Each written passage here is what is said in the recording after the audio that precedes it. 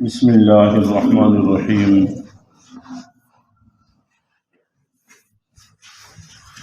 نبی پاک صلی اللہ علیہ وسلم نے جھوٹی گواہیوں کے متعلق بڑی سخت وعیدیں ارشاد فرمائی ہیں۔ جھوٹی گواہیاں ایک تو وہی ہیں جو عدالتوں میں، کچہریوں میں، تھانوں میں چل رہی ہیں کہ جھوٹی گواہی دینے والے لوگ ہر جگہ ہر مجرم کو دستیاب ہیں اور بڑی تھوڑی قیمت میں دستیاب ہیں۔ تو جو مرضی آدمی جس مرضی موقع کے لیے گواہ تلاش کرنا چاہے، بلکہ وہ گواہ خود آ کر پیشکش کرتے ہیں کہ ہم سے گواہی دلوا لیں۔ ایک تو وہ گواہیاں ہیں۔ اس کے علاوہ بہت ساری ایسی چیزیں ہیں جن کو ہم گواہیاں سمجھتے نہیں ہیں، لیکن وہ اس کے اندر داخل ہیں۔ عمومی طور پر ضابطے کے طور پر اگر ذہن میں رکھنا چاہیں تو ہر وہ بات کہ ہمارے کہنے کی وجہ سے کسی صاحب حق کا حق متاثر ہو تو وہ گواہی ہے۔ ہمارے کہنے کی وجہ سے کسی صاحب حق کا، جس کا کوئی حق بنتا تھا، اس کا وہ حق ضائع ہو گیا، یا کسی کا حق نہیں بنتا تھا اس کو وہ حق مل گیا، تو یہ شہادت میں داخل ہے۔ یا پھر ہماری کسی بات کی وجہ سے کسی شخص کو نہ کیے جرم کی سزا مل گئی، جس سزا کا وہ مستحق نہیں تھا وہ سزا اس کو مل گئی، تو یہ بھی اسی کے اندر داخل ہے۔ پوسٹ مارٹم ہوتے ہیں آج کل، اس کی رپورٹ مرتب ہوتی ہے، شہادت ہے۔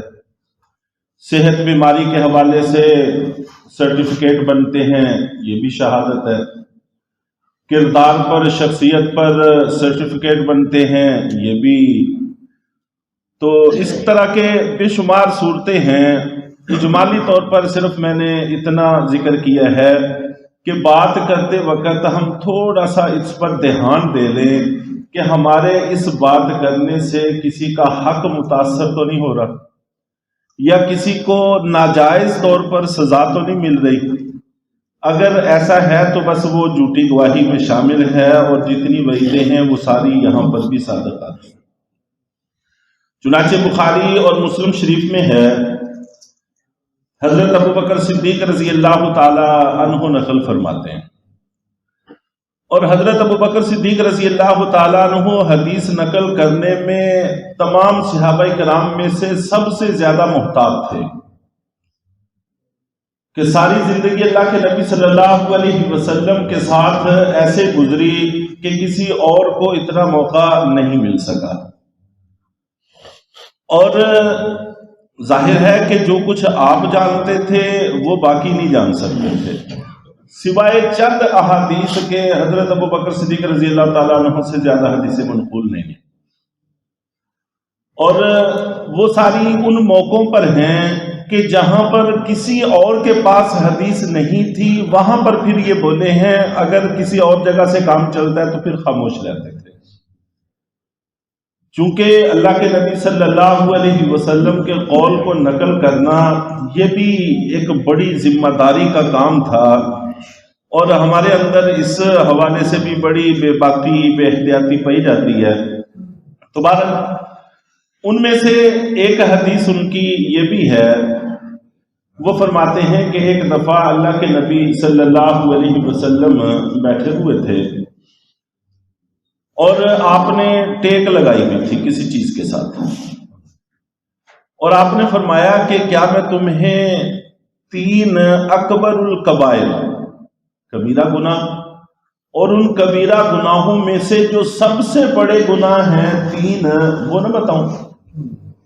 صحابہ کرام نے عرض کیا کہ اللہ کے رسول ضرور بتائیں۔ تو آپ نبی پاک صلی اللہ علیہ وسلم نے ارشاد فرمایا کہ نمبر 1 شرک کرنا، नंबर 2, वालिदैन के साथ हुस्न सलूक न बरतना, उनकी नाफरमानी करना, उनके हक अदा न करना। और ये 2 बातें इरशाद फरमाते तक आप उसी हायत में बैठे रहे इत्मीनान के साथ जिस हायत में पहले बैठे हुए थे। और फिर जब तीसरी बात इरशाद फरमाने लगे तो आपने टेक छोड़ दी और सीधे होकर बैठ गए, और फिर फरमाया कि तीसरी बात झूठी गवाही। और इस बात को बार बार दोहराने लगे कि तीसरी बात झूठी गवाही है, तीसरी बात झूठी गवाही है। और इतनी ज्यादा दफा आपने इसको दोहराया कि हमारे दिलों के अंदर ये तमन्ना पैदा होने लग गई कि काश के अब अल्लाह के रसूल सल्लल्लाहु अलैहि वसल्लम सुकूत फरमा लें। तो इससे अंदाजा लगाएं कि ये कितनी खतरनाक चीज है और इससे मुआशरे में कितना जबरदस्त बिगाड़ आता है। सच्ची गवाही देने के लिए हमें कोई बंदा मिलता नहीं है, और झूठी गवाही देने के लिए कतारों की कतारें खड़ी हैं। फसाद का एक बहुत बड़ा सबब है ये। इसी वजह से 3 सित्ता की किताबों ने इस हदीस को नकल किया है, अबू दाऊद, निसाई, इब्न माजा, कि अल्लाह के नबी सल्लल्लाहु अलैहि वसल्लम ने फरमाया कि झूठी गवाही 3 दफा शिरक करने के मुतरादिफ है। शिरक तो एक दफा ही तबाही लाने के लिए काफी है, और दुनिया में शिरक से बदतर शायद कोई चीज ना हो कि अल्लाह के साथ किसी को शरीक ठहरा लिया जाए। और कुरान पाक में शायद ही कोई चंद सतरें ऐसी गुजरी हों जहां पर शिरक का तज़किरा ना था।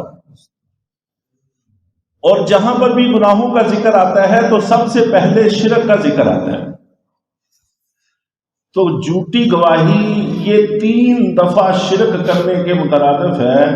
मतलब ये है कि 3 दफा शिरक करने से जितनी बेबरकती, जितनी नहूसत और जितना फसाद आता है, उससे ज्यादा फसाद झूठी गवाही से आता है। मुआशरे में बिगाड़ इससे आता है। और आप नबी पाक सल्लल्लाहु अलैहि वसल्लम ने यह भी फरमाया कि जिस शख्स ने झूठी गवाही दी उसने अपना ठिकाना जहन्नुम में बना लिया। इसलिए हासिल इससे कुछ भी नहीं होता। खासतौर पर हम जैसों को, कुछ लोगों ने तो इसको पेशा बनाया हुआ है, उनको फिर भी कह सकते हैं कि उनका कोई ना कोई दुनियावी मफाद वाबस्ता है। हमारा बसा औकात एक मामले से कोई भी मफाद वाबस्ता नहीं होता। बस ताल्लुकात की बुनियाद पर, रिश्तेदारियों की बुनियाद पर, तो बरादरियों की बुनियाद पर हम जानते बूझते नाहक बात कह देते हैं। इससे गुरेज करना चाहिए। जब भी किसी का साथ देना हो तो हमें चाहिए कि हम हक की बुनियाद पर दें। ताल्लुकात, बरादरी और रिश्तेदारी, इन बुनियादों पर हमें इस मामले में नहीं पड़ना चाहिए। एक बात तो ये अर्ज करनी थी कि झूठी गवाही, अल्लाह ताला हम सब की हिफाजत फरमाए, हमेशा के लिए हिफाजत फरमाए, हमें इससे बचना चाहिए।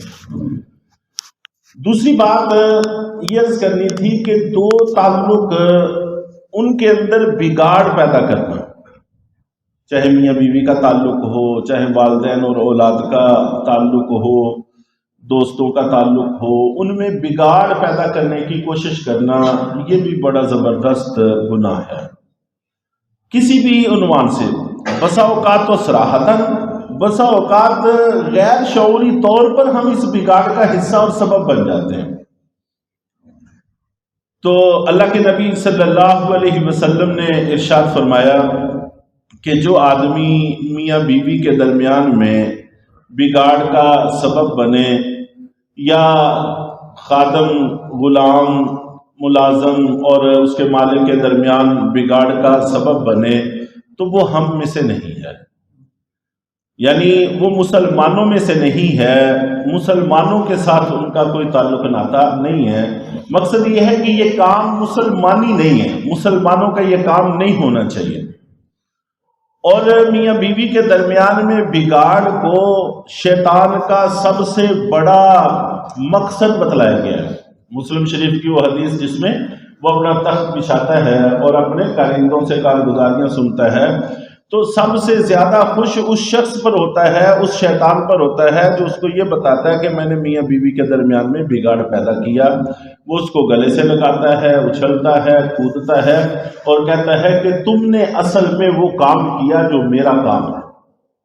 تو اس سے بھی گریز کرنے کی ضرورت ہے۔ اور اسی طرح ہمارے ہاں لاابالی پن میں بسا اوقات ایسی بات کہہ دیتے ہیں ہم جو غلط رہنمائی میں آتی ہے۔ نابینا کو غلط راستہ بتلا دینا، مزاحن، شغل میلے کے طور پر، اور اسی طرح کسی کو غلط مسئلہ بتا دینا، یہ بھی اسی چیز کے اندر داخل ہے۔ اللہ کے نبی صلی اللہ علیہ وسلم نے فرمایا کہ جس آدمی نے کسی نابینا کو غلط راستہ بتلایا، سیدھے راستے سے ہٹا دیا، اس پر لعنت ہو۔ لعنت کا لفظ آپ نے پاک صلی اللہ علیہ وسلم نے منع فرمایا، لیکن کچھ موقع ایسے ہیں کہ آپ نے اس کو لعنت کا کام ارشاد فرمایا ہے۔ تو غلط رہنمائی چاہے کسی بھی شکل میں ہو، کسی بھی موقع پر ہو، ہمیں اس سے گریز کرنا چاہیے۔ غلط رہنمائی کسی کو نہیں دینی چاہیے۔ نابینا سے مراد ضروری نہیں کہ وہ آنکھوں سے نابینا ہے۔ آنکھوں سے نابینا ہونا یا کسی بھی راستے سے واقف نہ ہونا، وہ بھی نابینا ہونا ہی ہوتا ہے۔ تو کسی بھی طور پر، کسی بھی حوالے سے ہم کسی کی غلط رہنمائی سے گریز کریں جانتے بوجھتے، تو اللہ تعالی ہم سب محفوظ فرمائے۔ تو چند کبیرہ گناہوں کا تذکرہ آج بھی ہوا ہے، اللہ تعالیٰ ان سب سے ہمارے معاشرے کو پاک فرمائے۔